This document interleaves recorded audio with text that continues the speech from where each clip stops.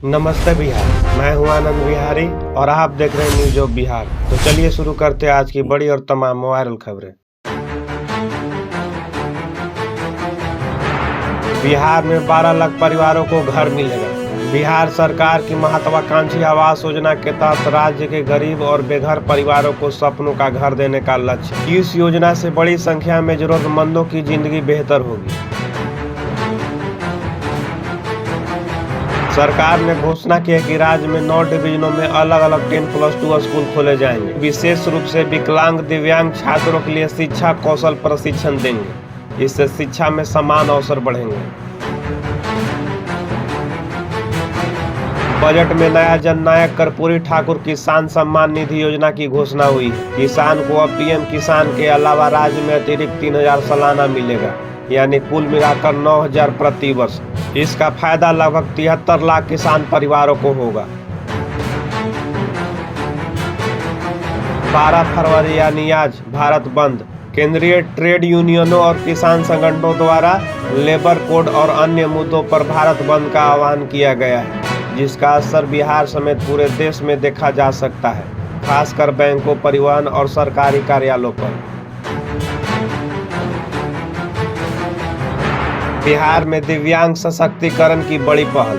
हर प्रमंडल में खुलेंगे नेत्रहीन विद्यालय। नियमों में भी होगा ऐतिहासिक बदलाव। बिहार विधानसभा में सामाजिक कल्याण मंत्री मदन सहनी ने राज्य के हर प्रमंडल में 500 बेड की क्षमता वाले नेत्रहीन और मूक बधिर विद्यालय खोलने की घोषणा की है। उन्होंने कहा कि दिव्यांगों को सिविल सेवा प्रोत्साहन और उद्यमी योजना से भी जोड़ा जाएगा। बिहार सरकार ने घोषणा की है कि अब शिक्षकों की सैलरी ई शिक्षक कोष पोर्टल से तय की जाएगी। लगभग 5.90 लाख शिक्षकों का डेटा HRMS से जोड़ा गया है और यह बदलाव मार्च 2026 तक पूरा हो जाएगा। इससे वेतन प्रक्रिया बेहतर, पारदर्शी और त्रुटि मुक्त बनेगी। बजट सत्र में विपक्ष ने सदन में हंगामा किया।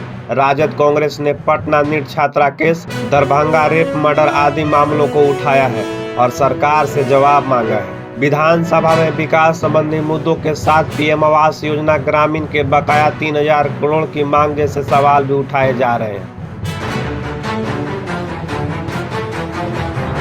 यादव और मुस्लिम जाति के अपराधी को टारगेट कर रही है पुलिस। आरजेडी का नीतीश सरकार पर हमला। आरजेडी के विधायक भाई वीरेंद्र ने कहा कि मैं अपराधी का समर्थन नहीं करता हूं, लेकिन सभी पर कार्रवाई होनी चाहिए। वे विधानसभा परिसर में मीडिया से बात कर रहे थे।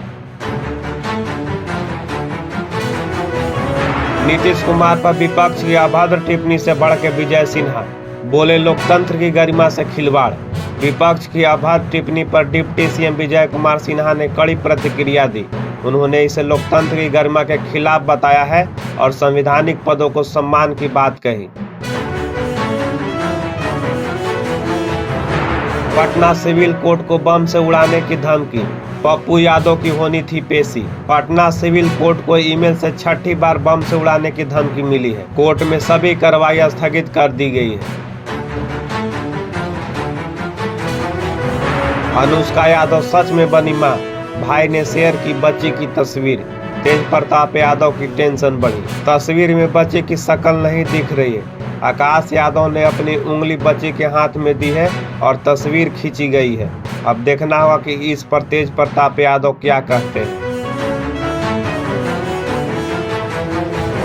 दुनिया का सबसे बड़ा शिवलिंग ले जाते समय धंसा बिहार का यह पुल। NH-27 पर सफर करना हुआ मुश्किल। गोपालगंज में 210 टन वजनी दुनिया के सबसे बड़े शिवलिंग को पार कराने के दौरान डुमरिया घाट पुल का स्प्रिंग बेरिंग टूट गया है। क्षमता से दोगुना भार पड़ने के कारण पुल का कंपन रुक गया है, जिससे हादसे का खतरा बढ़ गया है। NH-27 पर भारी वाहनों के लिए अलर्ट जारी और वैकल्पिक पुल का काम तेजी कर दिया गया है। बिहार विधानसभा में जोरदार हंगामा। राजद कांग्रेस शासनकाल पर गरमाई बहस। बिहार विधानसभा में बुधवार को नीतीश सरकार द्वारा आरजेडी और कांग्रेस के शासनकाल में हुए नरसंहार का जिक्र किया। इस पर सदन में हंगामा हो गया। विपक्ष ने आपत्ति जताते हुए वॉकआउट कर दिया। बिहार की राजनीतिक में जुबानी जंग तेज, आरजेडी जदयू आमने सामने। बिहार की राजनीतिक में आरजेडी और जदयू के बीच सोशल मीडिया पर जुबानी जंग छिड़ गई है। आरजेडी ने नीतीश कुमार पर निशाना साधते हुए जिंदा लाश और बेशर्मी सीएम कहा, वहीं जदयू पलटवार करते हुए आरजेडी को बात की याद दिलाने लगी।